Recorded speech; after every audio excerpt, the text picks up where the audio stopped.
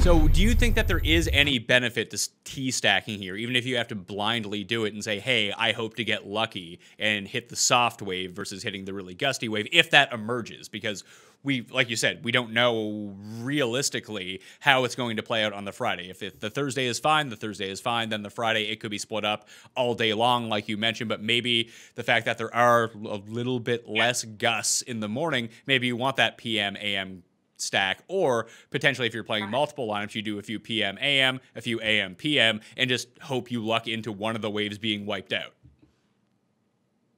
That's more of a approach, I think. If we were trying to be meteorologists and guess exactly, we would get wrong more often than not. And I think in this type of situation, if I'm playing one lineup or even three lineups, it's more of a tiebreaker. I'm not deliberately making my decision based off of that weather. But if I'm approaching 20 max, I look like, as of now, I lean at least a few stacks of that PM AM. And I don't mind your approach of the AM PM. I always think back to when you brought it up at the British Open, right? When Dinkmeyer stacked the opposite wave, and there was a delay that happened, and he ended up winning all the money due to that. So when things get up, I don't mind being on a contrarian side of the wave stack too, but it would have to get to a 20 max to me before I really start making my decisions on a one-off on weather like that.